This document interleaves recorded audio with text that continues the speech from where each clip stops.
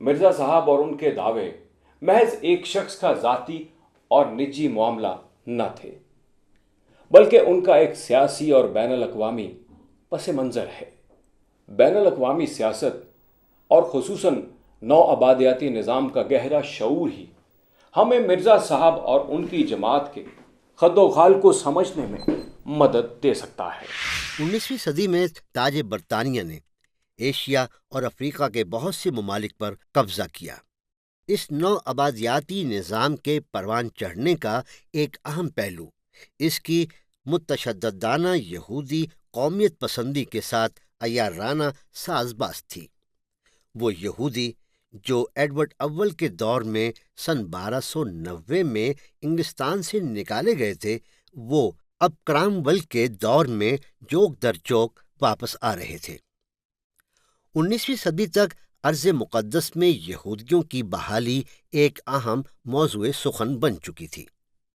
سن 1833، سن 1834 اور سن 1836 میں برطانوی ہاؤس آف کامنز میں ایک بل منظور کیا گیا جس میں یہودیوں کے خلاف امتیازات کا خاتمہ مقصود تھا۔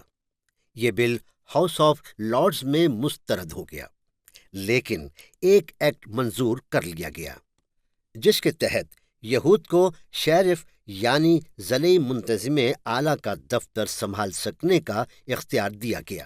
سن 1877 میں بینجامن ڈزرائیلی جو ایک یہودی تھا برطانیہ کا وزیر اعظم بنا، اور اس طرح صہیونیوں کے ساتھ اشتراک برطانوی خارجہ پالیسی کا اہم مقصد بن گیا۔ جماعت احمدیہ کے عقائد کی تشکیل میں بھی یہودی فکر کے عناصر کار فرما نظر آتے ہیں۔ چنانچہ مرزا صاحب نے حضرت عیسیٰ علیہ السلام کی ذات کے خلاف وہ تمام احمقانہ الزامات عائد کیے جو یہودی مصنفین عیسائیت کے ظہور سے لے کر اب تک ان پر لگاتے چلے آئے ہیں۔ مرزا صاحب نے حضرت عیسیٰ علیہ السلام کے معجزات کو شعبدہ بازی اور جادو کا ایک سلسلہ قرار دیا، اور حضرت مریم علیہ السلام کی حیات مقدس پر بھی بہتان تراشی کی۔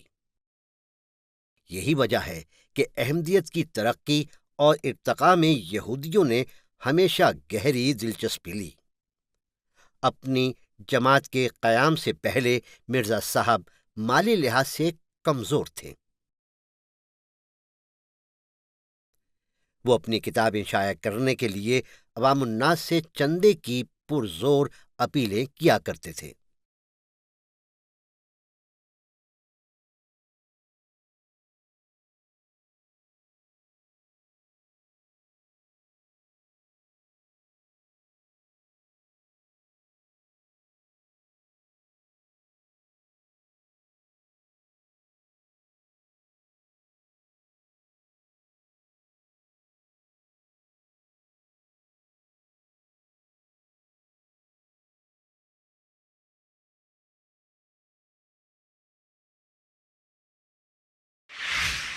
لیکن کچھ ہی عرصے میں ان کے اپنے بقول وہ دور دراز کے اسلامی ممالک میں جہاد کے خلاف لٹریچر تقسیم کرانے لگے۔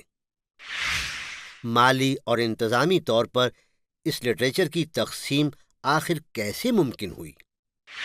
کیا برطانوی صہیونی ذرائع اس مواد کی تشہیر و اشاعت کے ذمہ دار تھے؟ اور کیا انٹیلیجنس کے اراکین اسے عرب دنیا میں پھیلاتے تھے؟ مرزا مبارک احمد نے اپنی کتاب اوور فورن مشن میں اقرار کیا ہے۔ اسرائیل میں احمدیہ مشن حائفہ میں ماؤنٹ کرمل کے مقام پر واقع ہے۔ وہاں پر ہماری مسجد، مشن ہاؤس، لائبریری اور سکول ہے۔ مشن البشرا کے نام سے ایک ماہنامہ بھی شائع کرتا ہے جو عربی زبان میں 30 مختلف ممالک میں بھیجا جاتا ہے۔ اس مشن کے ذریعے سے مسیح موعود کی بہت سی تصانیف کو عربی زبان میں منتقل کر دیا گیا ہے۔ یروشلم پوسٹ کے 22 نومبر سن 1985 کے شمارے میں ایک تصویر چھپی جس میں اسرائیل کے صدر کے سامنے 2 افراد مؤدب بیٹھے ہیں۔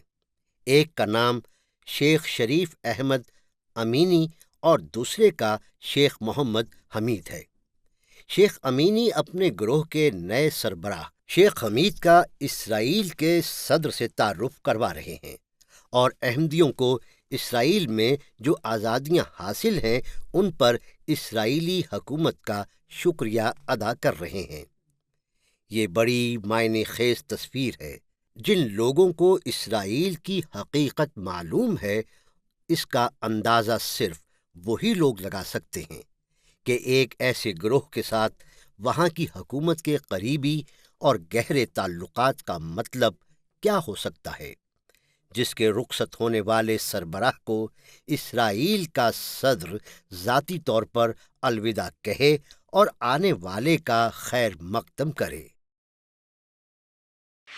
کر کے دیکھیں جو جماعت کا ٹی وی چینل ہے اس پہ بھی اسرائیل کبابیر سے پروگرامز آتے ہیں، تو اس میں مجھے ابھی تک مطلب دیر از نو پوائنٹ سمجھ نہیں آیا کہ وہاں پر مشن ہاؤس رکھنے کا مقصد کیا ہے جماعت کا، اور جماعت کے اندر بھی کویسچن ارائز ہوتا ہے، کیونکہ جماعت کا یہ کہنا ہے کہ ہمارے جو مشن ہاؤس ہیں یہ ہمارے مذہب کی تبلیغ کے لیے ہیں، اور اس کا مقصد یہ ہے کہ زیادہ سے زیادہ لوگوں کو تبلیغ کر کے جماعت کا حصہ بنایا جائے۔ ابھی تک کوئی اسٹیٹسٹکس، کوئی ڈیٹا ایسا نہیں ہے کہ اسرائیل کے اندر مسلمانوں کو انہوں نے احمدی کیا ہو، یا یہودیوں کو جو جیوز ہیں ان کو اپنی تبلیغ کے ذریعے انہوں نے احمدیت میں داخل کیا ہو، جو بنیادی مقصد ہوتا ہے مشن ہاؤس کا جماعت میں۔ تو ابھی تک کوئی ایسا ڈیٹا، ایسا ریکارڈ موجود نہیں ہے، اور یہ سوال ہمیشہ سے میرے ذہن میں بھی تھا اور ہر عام احمدی کے اور ذہن میں ہے۔ جماعت سے پوچھنا چاہیے کہ اس مشن ہاؤس کا مقصد کیا ہے، جس مقصد کے لیے وہ اپنی ہارڈ اینڈ ارن منی کا وہ اپنا 10%، 15%، 20% اپنی انکم کے جماعت کو چندہ دیتے ہیں، اور اس کا مقصد یہی ہے کہ وہ احمدیت کی تبلیغ دنیا میں کریں گے اور لوگوں کو احمدی بنائیں گے۔ تو اگر آپ اپنا پیسہ دے رہے ہیں تو یہ پوچھنا بھی آپ کا حق بنتا ہے۔ لازمی طور پر ان کے یہ میڈیا میں بھی ہے اور اوپن باتیں ہیں کہ اسرائیل کے ساتھ، ان کی ایڈمنسٹریشن کے ساتھ روابط ہیں، کیونکہ اب یہ شریف عہدے وہاں کے امیر ہیں، جس کو فلسطین کے امیر کہتے ہیں جماعت کے ریکارڈ میں، لیکن وہ فلسطین کے نہیں، اسرائیل کے امیر جماعت ہے، اور وہ عہدے فیملی ہے۔ اور انٹرنیٹ پہ بھی اور ہر جگہ بہت سی پکچرز موجود ہیں کہ جہاں پہ انہوں نے اسرائیل کے پرائم منسٹر ایریل شارون کو ڈنر پہ انوائٹ کیا، لنچ پہ انوائٹ کیا، اور وہ ان کو سرو کر رہے ہیں، کھانا سرو کر رہے ہیں اور ان کی خوشامد کر رہے ہیں۔ 1924 میں مرزا بشیر الدین محمود نے یروشلم کا دورہ کیا۔ فلسطین کا ہائی کمشنر ہربرٹ سیمویل اس وقت لندن میں تھا اور اس کی جگہ گلبرٹ کلیٹن کام کر رہا تھا۔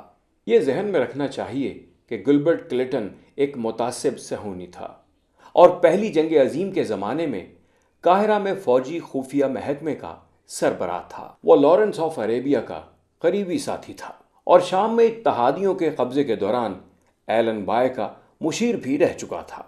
در حقیقت مشرق وسطیٰ میں جاسوسی کا جال اسی کا تیار کردہ تھا۔